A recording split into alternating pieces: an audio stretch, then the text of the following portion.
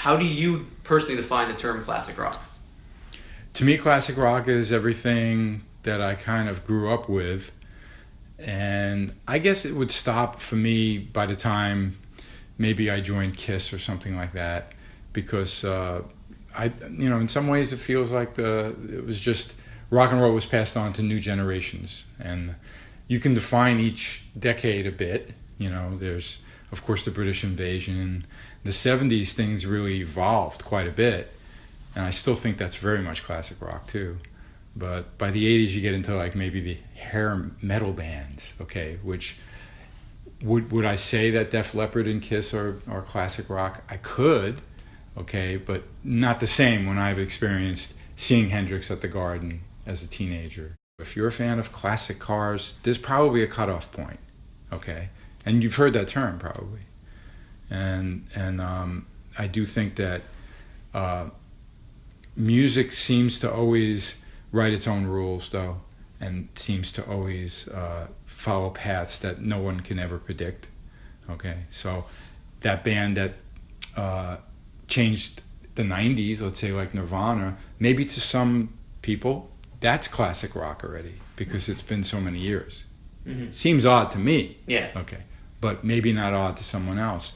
Nor is it necessarily odd to the station that's known for classic rock, the radio station that's maybe even very famous for classic rock, playing Soundgarden or playing something even new, which is unusual.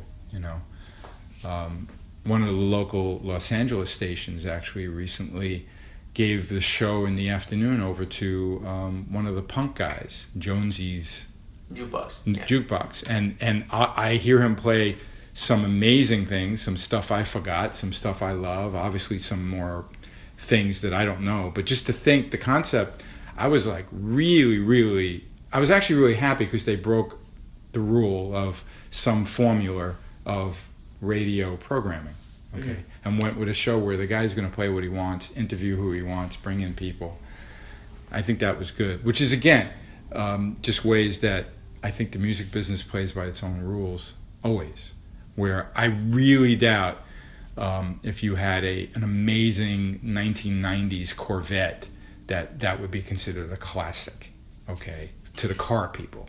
I don't know a lot about the car business, but you follow what I'm saying? Yeah. And here we are trying to define music in a category with the question of what is classic rock.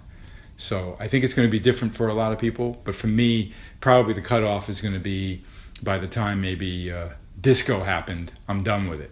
You know what I mean? Anything pre that, it's pretty much classic rock. Mm-hmm. And then the bands that I've worked with, that I really made a very large contribution to for my resume, some of them are truly classic rock, okay, which would be, obviously working with Meatloaf.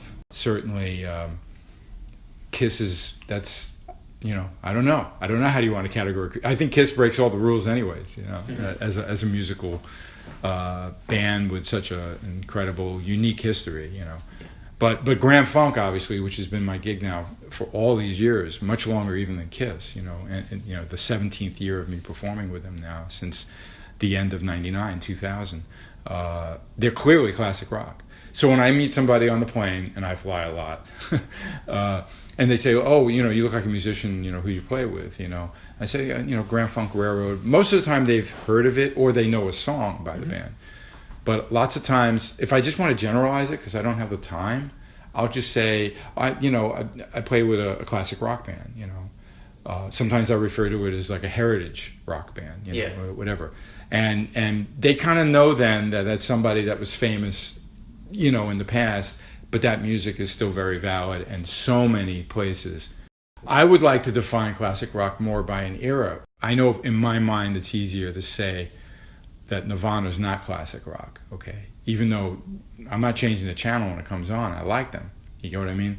But when I hear The Who, and when I hear the Rolling Stones, I'm talking about more earlier stuff, of course, it throws me back to what I think is the kind of the beginnings of classic rock music, we know that there was Elvis before that, and Chuck Berry, and artists like that really building what was to become, this incredibly gigantic revolution in music, you know. And obviously the Beatles in '64 coming to America changed the world. They were already popular, of course, in England and parts of Europe, but that was it. You know, they just took over, and it started the wave of British, you know, bands. People still believe in the power of rock and roll music. Hey, thanks for watching. My name is Daniel Sarkissian. I'm an independent filmmaker from Toronto.